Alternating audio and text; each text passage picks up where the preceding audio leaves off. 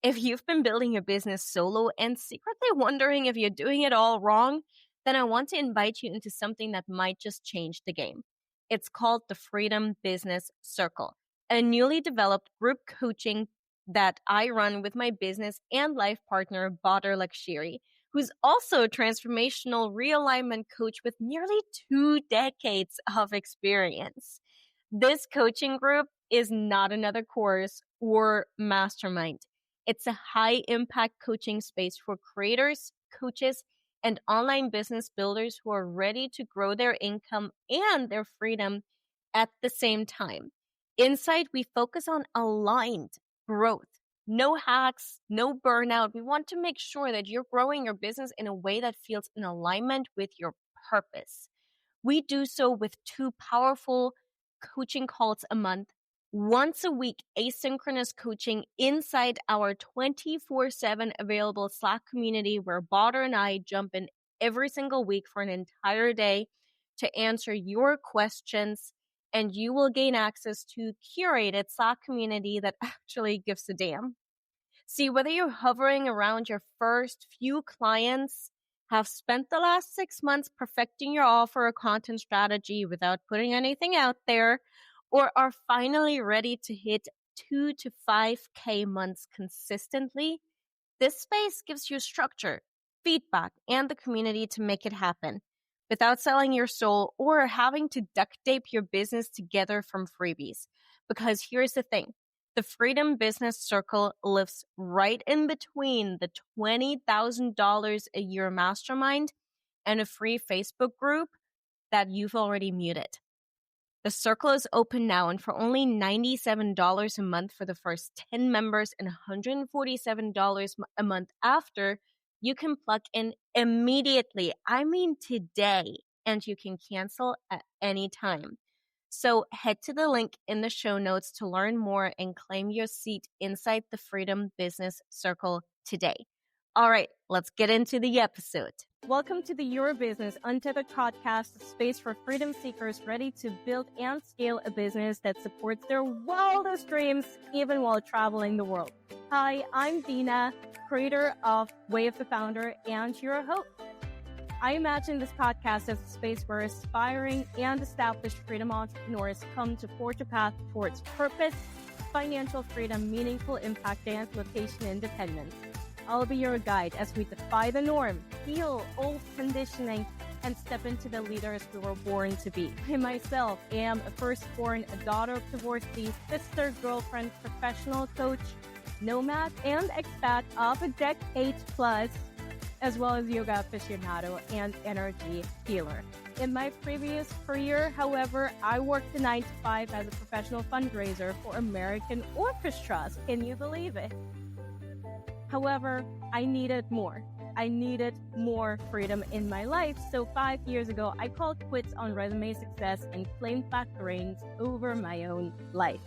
What started with a one-way ticket to Vietnam and a single backpack filled to the brim has since grown into Way of the Founder, where I've helped hundreds of clients defy and heal from the past that were told to follow, redefine freedom, fulfillment, and success on their own terms, and build impact-driven businesses that let them live and work from anywhere.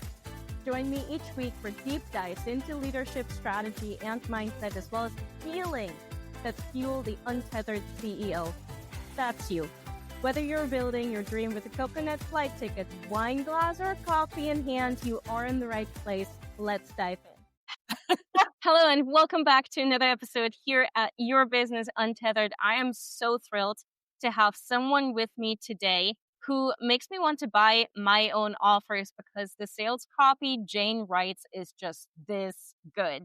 Jane is the sales strategist for the non-sales person. She helps service-based professionals master conversion strategies so they can serve more people, make more money, have more fun. And I'm going to insert into this bio, travel more and build the life they truly want to live.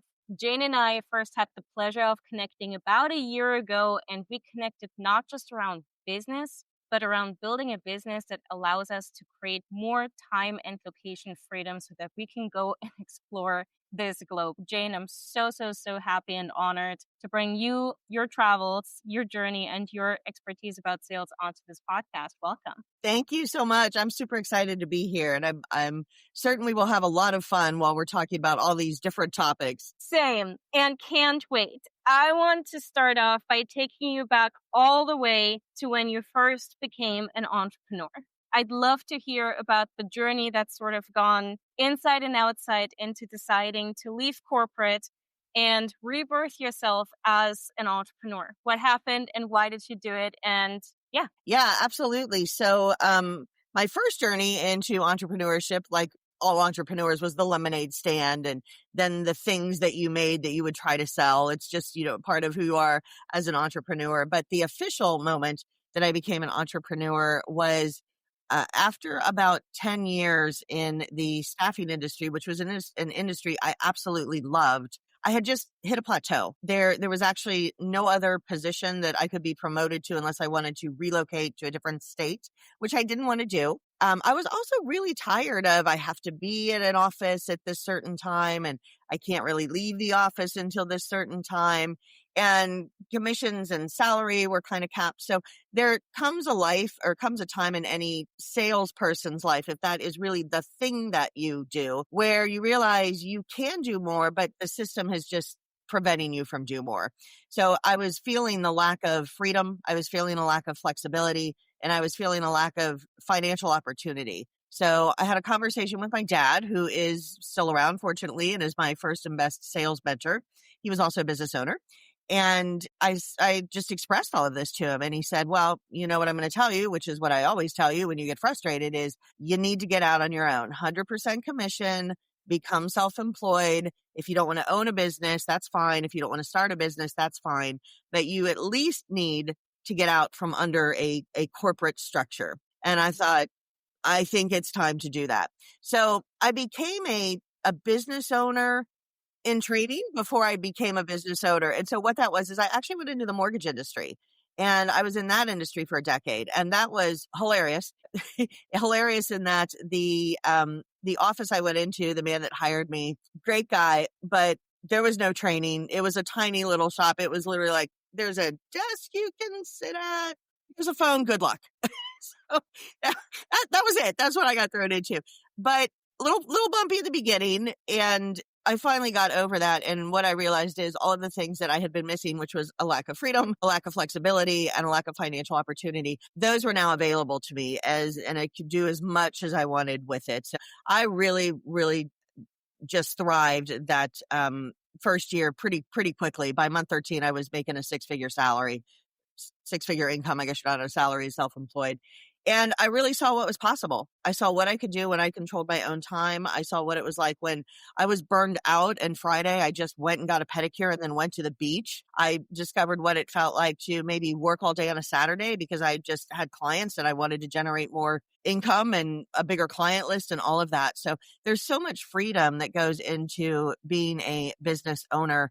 And that in particular, just because I know we're going to get into business ownership here, I don't want to mislead people. I also did not own that business. So it was a even greater sense of freedom because I didn't have to run the business. I just had to kind of run my desk. I did have to do my own marketing and lead gen, but it was great. It was a really great experience. And I was in that industry for a decade. And then part two of how I became a business owner would actually come next, but I'm going to stop for a second. Actually, I'd really love for you to continue, and especially under the lens of you have gone through multiple iterations of being an entrepreneur. Yeah. And what I found in working with business clients often is that one tends to believe that, okay, you've made the leap out of employment into entrepreneurship. Now this has to be the chapter for the rest of your life. But that's actually not true. You have more, you're more nimble as an entrepreneur to be able to pivot and respond, not just to the market, but to your own needs. I'm curious about that second entrepreneurial chapter. Why did you choose to leave that business and that industry? And then, of course, I know now you're running your very own business, show-stopping sales. What led you to setting this up? Yeah, so now it's going to get a little wild and woolly here. So the second part of this is that So about a decade in the mortgage industry. And there was this little thing called the financial meltdown that happened over across the world, 2007, 2008. Is that how you say it? 2007, 2008. Mhm. And I was in South Florida in the real estate market when that crash happened. And for people who don't know or not familiar with kind of where pockets across the U.S. in particular really were hit hard, it just wiped out South Florida. South Florida, especially at the time, was the huge industry construction, building, which meant mortgages and banking and real estate agents. So my entire industry was just like, poof, gone, just absolutely gone. And so we're all stressed now, right? We were all making really good money because you can make really good money in that industry. And now we're making nothing. And most of my friends at that time were also in the industry. And I just remember we were all having conversations going, what are we going to do? What are we going to do? What are we going to do? And everybody's panicking, including me a little bit. But what I realized was, well, wait a minute, hold on a second. Business ownership is primarily sales. If you're in business, you're in sales. Without sales, nothing happens. So what can I sell that will sell right now? And copywriting came to mind. When I first got into the mortgage industry, my goal was to be in the mortgage industry for maybe about 10 years, maybe a little bit longer if I really loved it. But I was already on the side creating a copywriting business because I just had certain dreams and aspirations, and writing was one of them. And I thought it'd be a great part-time gig on the side and it would build my portfolio. So it was a combination of, can I monetize this in the future? And it was also fulfilling a personal dream and a personal goal. So I already had these little tiny baby copywriting assignments going on. And I thought, you know what? I can pursue the path of mortgages, which is stressing everybody out, including me at this point. Or what if I kind of just went over here and started to sell my copywriting services? Because there were businesses that weren't hit as hard as everything in the real estate and the mortgage industry and the building industry. And so that's what I did. So I started to go out and I started to get copywriting clients. So this is like phase 2 of business ownership. I set up a proper name for the company. I'm now selling copywriting services. And then here's what happens. So this is kind of 2.5. I would go in and I would deliver the copy to these clients. And then I would ask this very important question. What are you going to do to sell and get clients? And they would look at me like, what? And then they would say, well, wait, time out. Isn't that what I just hired you for? And nobody was upset. It was a genuine question on their part. You could almost see this reflection, like, how did I miss this? That they were saying to themselves. And I said, no. You've got copy. You've got content. You've got marketing material that is positioning you in a way that you can sell your products, goods, or services. But that's not selling. That's not lead gen. That's not a sales strategy. It's part of one, but you need a lot more than what you've got going on to get clients. And the first time I said that he said, I might call you later. And I said, okay. Well, I walked out kind of freaked out because I thought, and my whole background was sales training, sales hiring, sales production. I'd always stayed in a sales production role, but that was my job, was training offices of salespeople. So it wasn't that I wasn't qualified, but the minute he said, I might call you later, I went into imposter syndrome. Like, I can't do that. Oh. So out I went, and then I went to a different office the next day, and he said, is that something I can hire you for? And I just remember taking a deep breath and going, yes, it is. And I walked out. I was still freaked out, but I thought, of course I can do this. This is my entire corporate background. Absolutely. So that's when Showstopping Sales was born. I am now really excited that we are in our 16th year. And what I really do is look at a business owner's business in totality, especially if it's an online business, and show them how through innovative selling strategies, plans that feel good to them, implementation that just kind of feels second nature, not that it's not work, it is. But I help them see that if you can convert through content, and if you can convert in an enrollment conversation, as we call it in the coaching and consulting industry, otherwise known as a sales call, and if you can convert in a one-to-many presentation, what you are able to do is really have an online business. I call it the triple threat of sales, triple threat of selling. Got to convert on content, got to convert in a conversation, got to convert in a presentation. Or as I like to call it, sell from the page, well engaged, sell from the stage. When you are able to do that, you've got the triple threat of sales under your belt, and that's it. Now, there are other things that happen. So what I'm saying, that's it. Those are the 3 fundamental ways of selling in the world that we live in right now.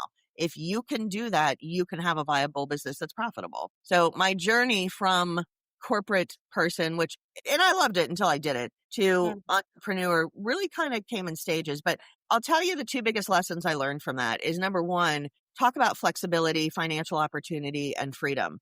I was definitely not intending to quit the mortgage industry when I did. I was going to stick it out for a while because I was really enjoying it, and it was really paid really, really well. So flexibility, you have to be flexible with yourself and with what's going on in the world. There's a lot of external circumstances that are going to happen and you have zero control over them. But when you know how to sell, you know how to create your own economy. So that was the first thing, was just being flexible to whatever is going to happen around me, because there's no getting away from what is happening externally around me.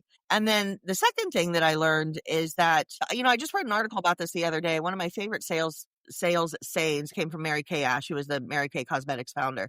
And she said, don't starve to death in an apple orchard. And I love that. And so my second lesson was really, nothing happens until something gets sold. So don't starve to death in an apple orchard.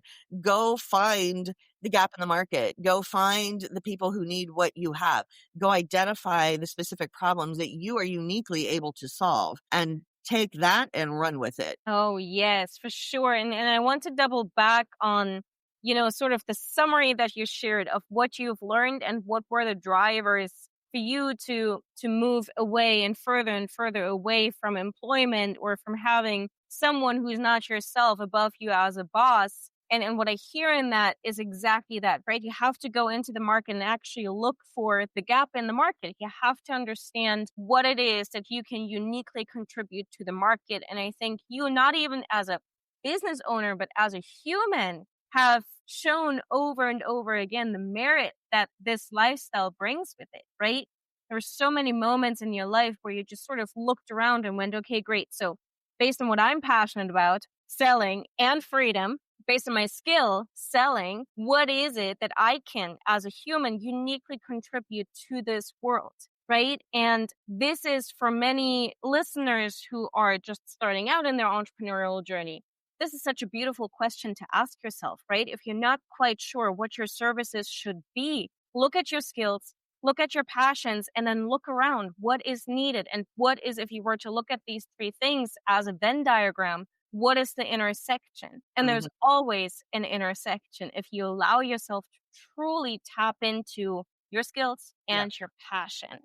Yeah. And you already begun to share some of your frameworks that you share as a professional salesperson for non-sales people. And I want to sort of take like 5 steps back and begin with defining what sales are, specifically what is what is selling to a service provider? Well, I'll tell you what I think selling is. I think selling is an incredibly noble profession. And I am going to get on a little bit of a rant here because it's a positive rant, but I'm so passionate about this. I truly think that selling is a noble profession. Why? Because it changes the world. That's a pretty big statement. We're talking about selling, and especially with the reputation that sales and salespeople get, it's like you're changing the world.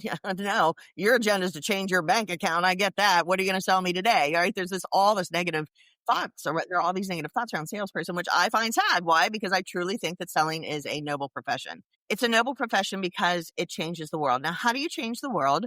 You change the world one person at a time. And how do we change as people? It's usually through connection and conversation. So therefore, let's use some Aristotelian logic, right? Selling is a noble profession because it changes the world one person at a time, one conversation at a time. Now, I'm going to elaborate on that a little bit. I talk a lot about the myths in sales, the 3 top myths of selling that are keeping you from getting good clients. I've got an ebook that talks about the 7 sales stressors. There are all these falsehoods around sales and selling, which is incredibly unfortunate because it creates so much pressure for the business person, which we're going to use interchangeably with the salesperson, and also your potential clients. So the biggest myth, the number one myth, is that you always have to be closing. And I say, no, that's wrong. What you need to do is always be opening. Because when you open a dialogue and a safe space and a conversation where somebody can really, truly, fully show up You ask questions that they feel safe answering, and you get in there and you facilitate that conversation. People will start saying things that have been buried for decades. They will say things they didn't even know was inside of them. They will share things they've never shared with anyone other than their journal. It is a fascinating and a powerful process that happens in a properly facilitated conversation. So what happens when you're doing that is you're allowing somebody to get to the truth of everything for them, right? They get to the truth of everything that matters for them, and they speak it. And when you speak your truth, you hear it. And when you hear it, you feel it. And when you feel your truth, you start owning it. And then it is in the moment of ownership for any of us when we go, you know what? This is what I want. This is what I don't want. This is what I feel. This is what I don't feel. I'm taking a stand for all of that. That's when change starts to happen. So when you facilitate a sales conversation, your prospective client can speak their truth, which means they hear it. When they hear it, they feel it. When they feel it, they own it. And it is in the moment of ownership of their truth that they will decide, or not, but that's okay, will decide to do something. And there you go. That is changing the world one person at a time, one conversation at a time. So sales, yes, the end result is you get money, which you have to have. And I never shy away from having money conversations. If you're a business, you need to be profitable. That is the goal of any business.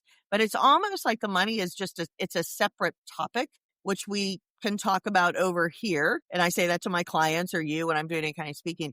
But the thing that I really want everybody to know, which is I'm most passionate about, is sales is a noble profession. If you treat people like they are not a paycheck and they're actually somebody you want to connect with and have a conversation with, and yes, there's kind of like a framework, if you will.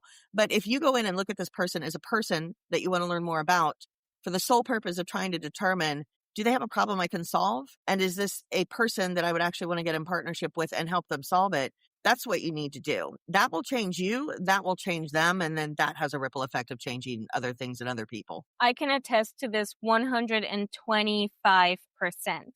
There are conversations, enrollment conversations that I have where I get off the call. I don't know if the person is going to sign or not, if they're going to sign tomorrow or a year from now.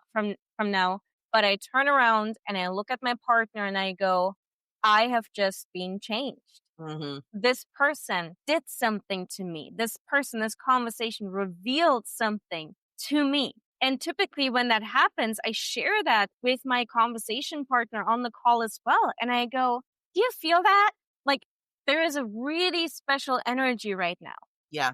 And it doesn't, at this point, it does not matter if this person signs or not. This person's life has just been changed, and that change is reciprocal. Yep. My life has also been elevated. And the more you move into this idea of, I'm not selling to someone, I'm being of service to someone, the less it matters if this one particular call gets closed, quote unquote, or not. Yeah. The more it matters, how many conversations have you opened up today? So I'm curious. I mean, really what I hear in this is selling as a revelation. It's selling as a revelation of change, of meaning, of purpose, of a connection, of a conversation. Would you agree with that? Yeah, absolutely. It's a compass, because I'm also a client. So I've been on plenty of sales calls where I am the prospective client. And it is a compass because I do the same thing when I'm in the buyer's role, which is when it's good when when a call is properly run. I'll think, I thought I might be feeling some of that, but now that I just heard the whole thing, I'm really feeling it. I didn't know I was feeling it that strongly. Or I thought I was kind of limping along and it was okay enough. It's not okay enough. This needs to change. Or the other one is, I thought this was really bad. It's actually not that bad. So that would be an indication of probably not going to hire that person or buy that program or whatever, buy the product, right? So it is a revelation. It's a compass. We walk around all day just kind of locked up. I think we're locked up in a world that's just more and more not making any sense. I think we're locked up in our brains. We're locked up in our homes. We're locked up in our little labels and our stereotypes. We're just locked up everywhere. And strangely enough, something like a sales conversation can set you free when you really are sitting with somebody who knows how to skillfully bring out what it is that you really believe, what it is you really think, what you dream, what you want. When you sit with somebody who's able to bring that out of you, it's an unlocking of not just this problem that you want to solve and not just this thing that you want to do, but it's really it's an unlocking of who you are and Yeah. connection Yeah. to yourself as well as to somebody else in that moment. How beautiful. Yes. Selling as a compass. Now, what's become so very prevalent in the industry in the last couple of years is passive sales. I'll Mm. teach you how to sell in your sleep. Wake up to thousands of dollars in your bank account. And guess what? My business has started to deliver that to me. I am beginning to wake up to regular money in my money, and it's so amazing. It feels really liberating. It's definitely the next stage in my life. Yep. But I also know where the ability to wake up to money in my account that I didn't know was going to come in when I went to bed the night before. The reason I wake up to this is because I have learned how to sell awake first. In other words, I had first learned how to actually sell on a goddamn business call, Yeah. right? I learned how to use my words and my mouth and my ability to show up and forge a connection with a stranger to enroll someone into a professional relationship, in my case, business coaching. Had I not had these years of being on calls, talking to people one-on-one about their objections, about their desires, about their pain points, about where they're at, where they want they to be, about who they are and who they want to become, and figuring out genuinely, am I the right person to help them build this bridge or not? I wouldn't be able to talk to a larger audience outside a sales conversation in a way that still converts into money Mm. in the bank at the end of the day. So to anyone listening who's like, I don't need sales conversations, I'm going for passive income. Yes, you do. Because the quickest way to passive income is to very actively get your booty on a sales conversation and sell one-to-one. So what I'm curious to hear about for you, Jane, is the framework that you use typically when you get on a call to have sales conversation, an enrollment conversation, an onboarding, or whatever we want to call it. What is the general framework that you typically follow when you first meet someone who is deciding to buy from you or not to buy from you? So I want to back up and provide a little bit of context around that, because the passive income thing is very confusing. It's very confusing. And what I mean by very confusing is the confusion is with just a click, click, click, click, click, 10 minutes a day, you're just rolling in the dough. And keep in mind, with a background in copywriting, I see things in copy that other people don't. And why the other people don't, it's just because they're excited and they're seeing what they want to see, which is there, but they're missing the other things. So just yesterday, I was reading an email and it said, stop making sales calls. You can make $1 million without ever having to have a sales call. And I thought, here we go. That is such a pet peeve of mine. So I started reading the copy, and maybe 3 sentences in, this person said, I did 4,000 sales calls over the course of 10 years. And what I discovered was, now I don't know that it was 4,000 in 10 years, but it was over 1,000 for sure. And I don't remember the time frame, but there you go. So copywriters, their job is to pull you in with a hook and get you to keep reading. That's the job that copy does. And then the copy also, their job is to move that person forward. So you do it, I do it. Again, I'm also a buyer. So the hook is, if you don't want to make sales calls, the hook is, I don't have to make sales calls. And then the copy is going to assure you that that is true. You never have to make a sales call because all you have to do are these things instead. And there's 2 problems right there that most people miss. Number 1, you have to do all of these other things instead. So if you don't have the capacity or the capability to do the things that are required to replace sales conversations, you're not going to have any more success doing that. I have seen more people realize, you know what, maybe I should learn how to have a sales conversation because I think it's going to be faster and easier. And I go, it usually is, because there's a lot of technology that is required to keep everything moving forward so that it's passive and you never have to have a sales conversation. So that's the first thing. And then the second thing is, they did have conversations. They had a lot of sales conversations, and that's why they were able to figure out, what can I do differently? What can I do instead? Or how can I augment my income so that I have less sales conversations, or I'm tapering them down? So this myth of you don't need to have a sales conversation and you don't need to know how to sell is completely false. And if anybody listening to this takes nothing away from the fact that that is completely false, please take that away, because you are going to spend an inordinate amount of time, energy, money, so many resources are going to start draining from you, all in the pursuit of trying to figure out how you don't have to have a sales conversation. Now, are there people who are making millions of dollars without having sales conversations? Yes and no. They are. They have significant resources, whether it's just them, because that's what they do on the tech side. They know how to set up tech. They know how to operate tech. They know how to think through tech. A lot of tech. Again, a lot of technology is going on in order to make money without having a sales call. So yes, they are making. Just to sort of put this in perspective, because I don't think people realize just how true that is. It took me 1 year to build out the behind the scenes tech to now be able to say, oh my gosh, I made money in my sleep. It took me 1 year of active duty, in addition to 4 years prior to that of live sales conversation, one person at a time. Had I started my business a year ago without the prior 4 years of learning how to sell one-to-one, this last year would have been wasted time. Because maybe I would have known how to set up the tech and how to make everything look pretty, but I wouldn't have known what to write in the goddamn copy, right? So it takes a long time. And then in contrast to that, when I first started my business, and I'm sure this is true for you, Jane, as well, when I first started my business, within weeks, I was making 4 figures. And then within months, I was making 5 figures. Why? Because I was getting on the call with people I already knew. Yeah. And I said, you have a problem. I have a solution. Talk. What do you want? How quickly do you want to make money? Within a year or within weeks? I mean, that decision should be quite easy. But some people they're so afraid of the sales call that they rather delay the money almost indefinitely than to just get on the goddamn call. So excuse me for interrupting you. I just really wanted to make sure that this lands with people and put this into perspective. Yeah.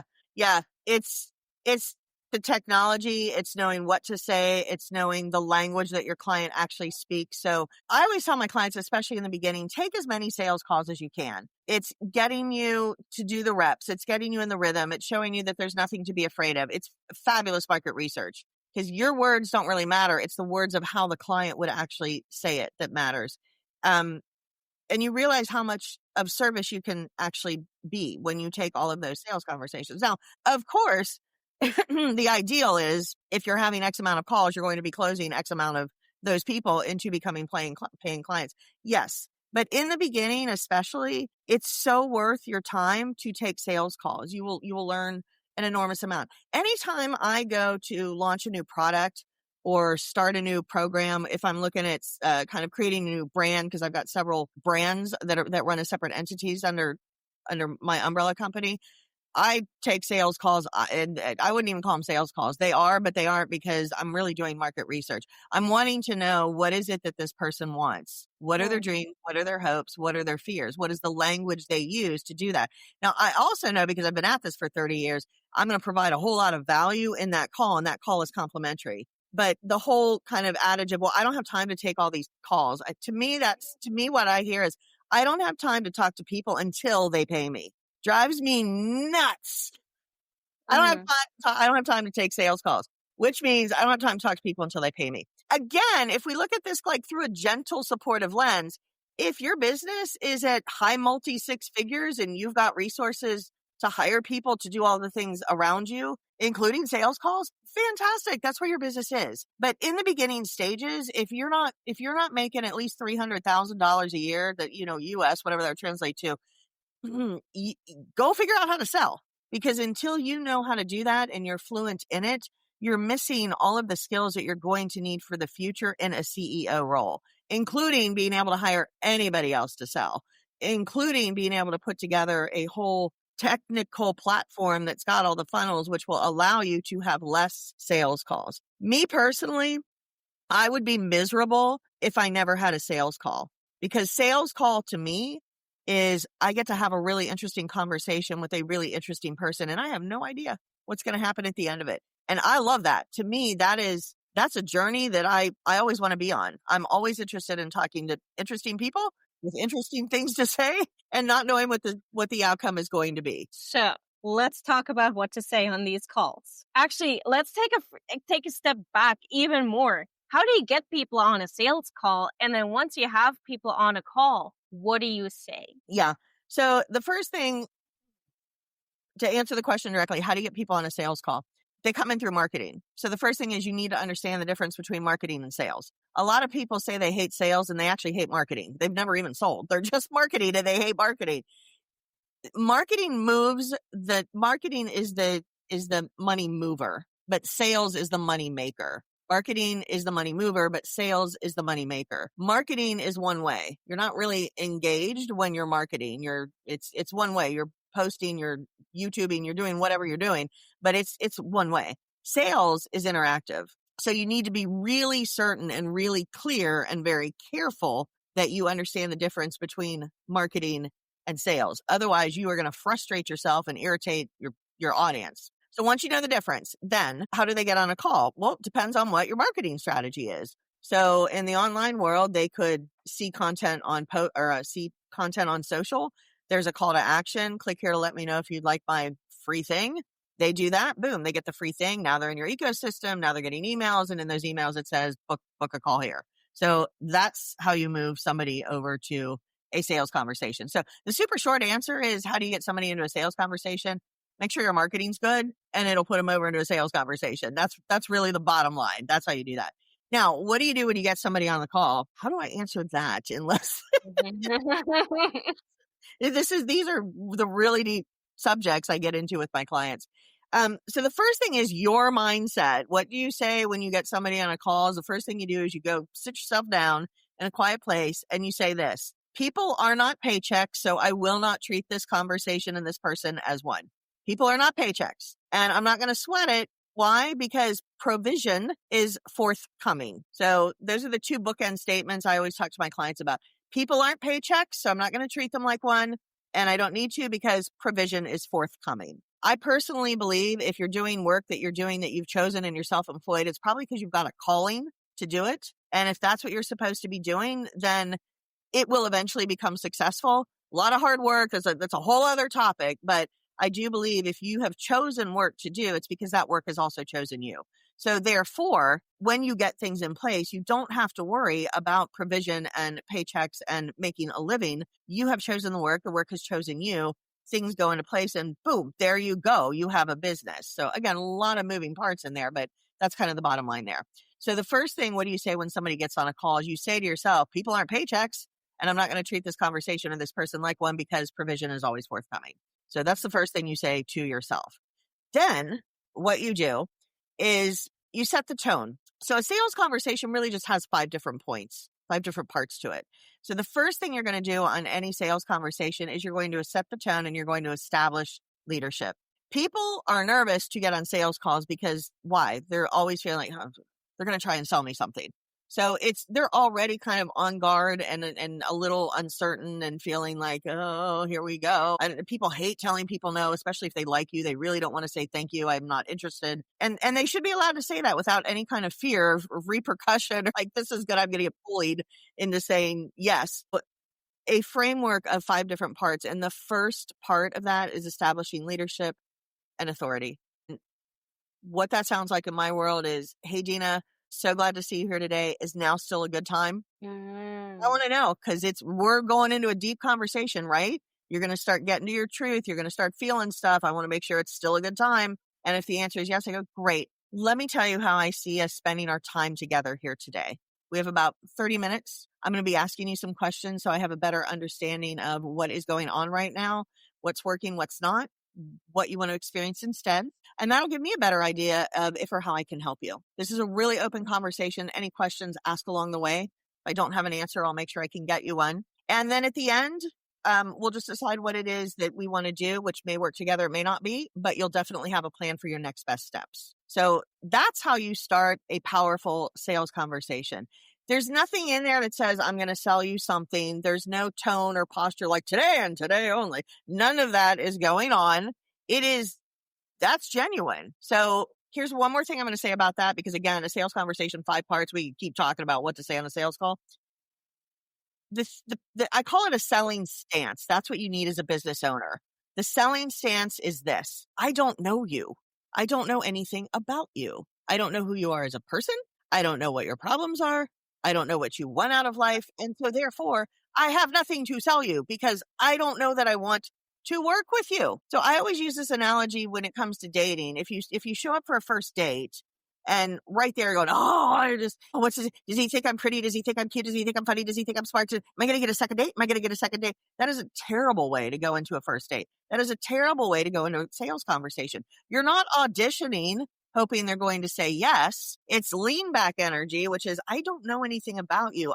You're auditioning me and I understand that, but I'm vetting you. So the power is all in your hands. And what I mean by power is maybe this person doesn't get an offer. Maybe they have a problem you can solve, but they're kind of showing some red flags about some character traits that aren't going to be a good fit for you. Maybe they're the best person you can imagine. You wish you could go have lunch with them the next day, but they don't really have a problem that you can solve. So a sales conversation, what do you say? You say to yourself, I don't know anything about this person. That's the purpose of this call. I'm going to find out who they are and what they need. And then what do you say in a sales conversation to them? The first thing is establish expectations. It establishes leadership and authority, and they know they're in good hands. If you just open a call like that, it will make the call more fun, more smooth, and will increase conversions just doing that alone. So much gold in there, right? Like the way you open a conversation is the way the conversation itself is going to go, right? How big is your ability to put someone at ease? And that starts with putting yourself at ease, right? You may be getting on a lot of sales calls because you genuinely need the money, right? You're in one of two stages in business. You genuinely need the money, or you don't really need the money, but you're super eager and passionate to scale your business. One way or another, you never need this one person's dollars. Never ever do you need this one exact person's dollars. You just don't. You need money, but you don't need my money. You need the right money. And as you said, like, provision is forthcoming. There have been times in my business in the first 2 years of starting where I was a week out from having to pay rent and I had no money in my account to pay rent, right? And full disclosure, this is while I was making 4 and 5 figures every single month, but I hadn't yet figured out how to, write, let alone put into action a balance sheet in my goddamn business. So provision was forthcoming. Within a week, I figured it out. A client showed up. A client called me and said, hey, like, I have one more payment left with you. Can I pay this a month in advance? I'm like, yes, please. Yeah. Yes, you can. So putting yourself at ease first is one of the absolute first steps to having a successful sales conversation. Yeah. The human spirit is very adaptable and very stubborn. Which kind of sounds funny, when you're talking about a human spirit, but the human spirit adapts and it perseveres because it has to. And that is what happens in business. And, I've been in the same boat, especially when the market crashed back in 2007. Every bank account I had was overdrawn and I had 37 cents in my wallet. That was my really big start to business ownership. Yeah. So it happens. You will figure it out. You will survive. So you don't need to treat or see people as a paycheck because provision is forthcoming. And sales absolutely is always this exchange and transfer of energy. So when you show up feeling, I gotta get the money because I need it, they feel it. And all of a sudden they feel like a commodity and you have a goal rather than feeling like they are a human being and you're trying to suss out what they need. And if you are the person to do it. Some of my favorite sales calls would go over into the category of failed, meaning they didn't close. But I'm thinking of one in particular. It was this woman and she showed up because she wanted to start a business. We had this conversation, and the more I'm listening to her, the more I'm thinking, you don't want to start a business. But I didn't want to tell her that because people need to come to their own conclusions. And she was getting ready to retire from a professorship in a college. And I could just tell she was in love with this job. She didn't want to retire, but she wasn't being forced out, but there are like expectations in the university world of when you're going to leave the job. And there was nothing in me that was making me think she wanted to start a business. It just wasn't coming through. So I gave her a little bit of homework. I did not make her an offer. I said, here's what I want you to do. I want you to sit on this for a week. And what I want you to think about is, and then I just gave her a series of questions. And we're going to meet next week and let's set the call up now. And the purpose of that call is, this is good follow-up, by the way, very specific. We're going to meet next week and this is what we're going to do. And the purpose of that call is, and she said, okay. And I knew what was going to happen and I was delighted. So she showed up the next week and she said, Jane, guess what? And I said, what? She said, I am not going to hire you. And I said, I love hearing that. Tell me more. And I really did because I knew she wasn't, because she shouldn't have. And she said, I don't want to start a business. Everybody was just telling me that I needed to do something because I was too young to retire. But after our conversation, because I also very much guided her to do some specific things in relation to her professorship. So she said, after we had our conversation, I did go in to the faculty and I did say, I don't want to retire. And they said, oh, we just assumed you did. And these are kind of the rules in the pacing, but sure, we could figure out how to keep you on. So she was able to stay in the world that she loved, doing the work that she loved. She lit up like a Christmas tree. She was so excited. And that is technically a failed sales conversation because I didn't get a client. I didn't close a deal. I tell that story all the time because it is one of the biggest wins I have ever had because of her. I didn't do anything other than properly facilitate the conversation. She came to her own conclusions. She tapped into what she really wanted. She had the courage to go back in and pursue it. And she had the clarity of mind to say, you know what, hard stop over here. This isn't for me. This is what I want to do with my next 15, 20 years. It was absolutely magical. Is selling serving %? Are people paychecks? No. And I don't know whether I had a client come in the next day or not. I'd love to be able to tell. And then a $20,000 client showed up. I don't remember, but what that says to me is because it didn't matter, I was fine. Right. It wasn't like that was the deal I had to have or all things were going to go sideways. Yeah. Sales conversations are incredibly powerful. So the more you release trying to control the outcome and the more you embrace being a very skilled facilitator of a deep and rich conversation, the better everybody is going to be. And that includes your bank account. Wow. Amazing. So thank you so much for sharing that story. That just highlights and illustrates so beautifully of the power that having a well-facilitated sales conversation can have. Now, when people enter into the service-based business ownership field, especially the online ownership, the online business field, one of the objections I hear most often is, I don't want to have to sell myself. Now, obviously, a lot of this actually lives in the realm of marketing, right? You have to figure out how to take your personality and your skills and move them online. You can start a business without an online audience. I will die on this hill, but you cannot grow, sustain, let alone scale a business without an online audience. But, sort of focusing on the sales realm, what do people, in your opinion and experience, actually mean when they say, I don't want to sell myself? And how can we begin to overcome that? Yeah, I don't want to sell myself. It's such a gross feeling. That was actually part of my story when I started Show Stopping Sales. Is I had all of this social proof behind me from corporate, right? All the continued promotions, all the rankings, all the accolades. So I knew that I could sell. That wasn't an opinion I had. Those were objective facts, right? And I couldn't sell anything. It was so bizarre. So I walked out of that office with that person who said, hey, can I hire you to do this? Remember that? And I said, yes, you can. And I walked out and I thought, I can do this. And it just, oh my gosh, it was like for 6 months, I just struggled so badly. I couldn't close. I'm going to use some hard sales terms here. I couldn't close. I was struggling to lead gen. I couldn't move anybody through a pipeline. I mean, all the fundamentals that I had been doing my entire life. And at that point, we could say it was about 20 years. I couldn't do any of it. And so one day I sat down and I said, I'm going to have to go back and get a job because this is not working. I cannot sell. And I thought, what? Say that again. And I said, I cannot sell. And I said, that is categorically untrue. So now I'm having conversations with myself. I said, that is untrue. What are you talking about? So it was this long conversation. I ended up hiring myself because that is what my experience and expertise is. And I put myself through my own sales training program as an entrepreneur because what I was selling before was somebody else's stuff. It was their product. I've always been service based, even though mortgages are kind of a product. It's always been service based, but I was selling other people's services, or I was selling this concept, but it wasn't Jane. It wasn't me, but as a business owner, it is you, and it feels really icky. It's just nothing fun about it. So I have a real passion for business owners who want to stay self-employed. They need to be able to do that and afford being afford staying self-employed. I've either had not enough coffee or too much. And I'm really passionate about that because that was actually my story. So now, going to answer the question directly, how do you sell yourself without feeling like you're selling yourself?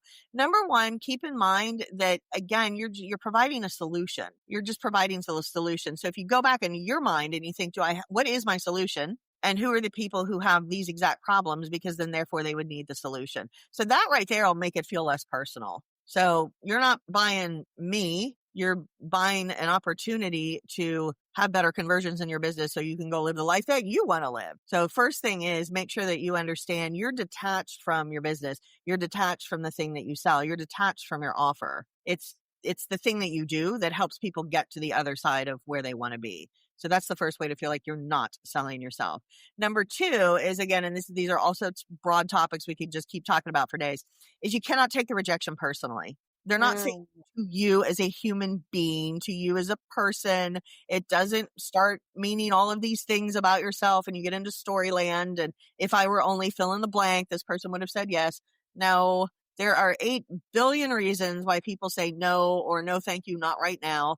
And almost never, sometimes in a weird situation it might be, but almost never is it because of who you are. It's just not going to work for them for all the variety. Again, we can use a dating analogy. It's not that this person is a bad person or there's anything wrong with them. You're not feeling it. The timing's off. It's all the same thing because sales is just relationship. So that will happen as well. Yeah. So it's not about the ability to sell yourself. I think that's a narrative that's being perpetuated. Like I see that everywhere. I don't want to sell myself. It's someone that people have just sort of taken on to say as a thing to say. Yeah. But if you really even just rewind the tape, so to say, by 5 minutes and listen to what Jane just said right there, you'll realize you're not meant to sell yourself. You're selling a service that you've become really good at. Now, you're the face of the surface, so sure, you have to come out from behind your screen a little bit, but at the end of the day, you're selling a service, you're selling a product, you're selling a transformation, you're selling the ability for someone to become who they desire to be. That's what you're selling. Yeah. Going back to what Jane said in the very beginning, selling is a noble act of service. I'm paraphrasing, but that's essentially what you said, is it not? Yeah, selling is a noble profession because it There changes you go. one person at a time, one conversation at a time. Yeah. You're ultimately what you're selling is the final result or transformation that person wants. So I don't sell sales training. I sell having the financial freedom and flexibility to do whatever it is that you want to do because you can run your business from anywhere in the world. Why? Because you know how to sell. If you're a relationship person, you're not selling creating a beautiful profile on one of the dating sites. What you're selling is the ability to share your life with another human being in a way that enriches both of you. So you have to think 8 steps ahead of what is it that my service, my offer really delivers. Because here's another little catchphrase that I made up and I say all the time. People will pay you for the work that you do, but what they're really investing in is the ultimate outcome that they want. So they will pay you to help them get a dating profile up on one of the sites and learn how to be a good dater so they can find a mate, right? They will pay you for that work. But what they're investing in is a life that is shared with somebody else. What they're investing in is not feeling lonely. What they're investing in is having a travel partner. So the way that they get there, which is what they're investing in, is the thing that they pay you for.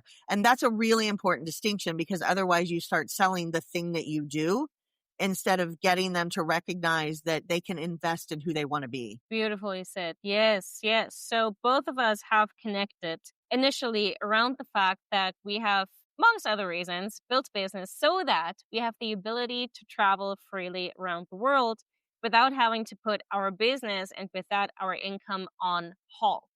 Yep. And I'm curious for you, how Where does traveling begin? Where does business, selling, revenue end? How do the two sort of live side by side in relationship with one another in your life these days? Yeah, I am very passionate about supporting other people because this is how I live in a fully integrated travel and business lifestyle. So vacations are good. I take them, shut everything down. Vacations are necessary. But what I discovered at an early age is I really don't like staying in one place for too long. I kind of like moving around and immersing myself into different cultures and different ways of life and different scenery and all of it. So my integrative lifestyle really allows me to go spend a month, usually up to, usually I do about 3, but 1 to 3 months somewhere else and just run my business from there. And I mean, that's what I do. So I think it's a beautiful, beautiful way to live. So the selling becomes important because selling is just, that's how you make money. That's how you're driving revenue. So without that, you don't have a business. So whether you want to sit in your backyard and not work ever during the summer or get the passive income or whatever it is, or go do whatever it is that you want to do in some other country, your business has to be generating revenue. And there we go. We're back to sales. So being able to sell, understanding kind of top to bottom what a sales process looks like, what a sales strategy looks like. There's a lot of things that you need to know, but it's all about sales and selling. And when you do that, you really can design the life that you want. Yeah. I ask all of my guests this one very specific question, which is, what does freedom mean to you? And I want to sort of contextualize the question in this sense, because really, I think the question I should be asking you is, what is the number one thing you do in your life in order to create more freedom to travel? And I think the answer is very clearly learning how to sell. And that would be one of my calls to actions to the audience, just from my point of view. If you want to create more freedom in your life as a business owner, you have to learn how to sell. If you're sitting at home and you're still figuring out how to build your business, stop trying to perfect your website. Stop trying to pick the ideal and the perfect color scheme for your Insta. It does not matter. Write a list of 10 people that you already know, get them on a call, and sell your services to them. You can even call it a trial. It doesn't matter what you call it. It doesn't even matter whether you quote unquote close these calls or not. Give yourself the ability to build the muscle of learning how to sell, and you will have more freedom. A, Jane, do you agree? Do you disagree with that statement? And B, what does freedom mean to you? Yeah, I totally agree with that statement because it's selling as a life skill. Selling teaches you how to listen. Selling teaches you how to interact with other human beings in a way that's graceful. Selling teaches you how to go into conversations or get out of conversations that are very challenging without damaging yourself or the other person. Selling teaches you basic negotiation skills, which are always needed. Selling teaches you how to be courageous. Selling teaches you how to be disciplined. So, it is a life skill. So I always say when you get good at sales, you get much better at life. When you get good at sales, you get much better at life because all the fundamentals of what you need to have a happy, fulfilled, successful life, and you get to define success, but you're going to find all of those are necessary to be successful in sales. Mm-hmm. As far as freedom to me means I get to do what I want, when I want, however I want, why I want. No questions asked. That's what freedom means to me. Amazing. Jane, how can people plug in to begin to work with you, and where can people contact and find you? Yeah. So I still answer all of my own emails. I love emails. I'm just so passionate about my audience. So you can email me, Jane@showstoppingsales.com. You can do that.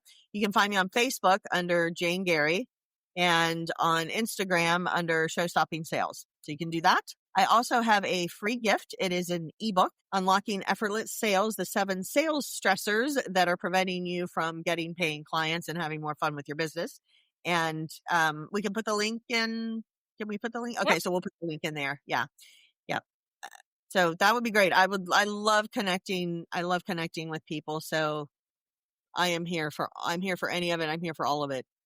Amazing. Definitely go ahead and say hi to Jane. Seek her out if you ever need help with not just selling on a call, which was the pro of what we talked about on our call today, but sales copy, as I said in my very introduction. And I did mean that literally. Jane has in the past helped me create copy that just makes me want to go and buy my own product, which again, obviously is ridiculous, but only speaks to your expertise and to your ability to look at a person and take their personality and turn it into copy that actually converts in a really, really beautiful way. So thank you so much for being a part of this podcast. Thank you for your time, for sharing your expertise. And as always, go and create more freedom today than you did yesterday. I'll see you next week. Thank you for listening to the podcast, Your Business Untethered, hosted by me, Dinat, creator of Way of the Founder. I love hearing from you, so please drop me a DM on Instagram sharing your insights from this episode.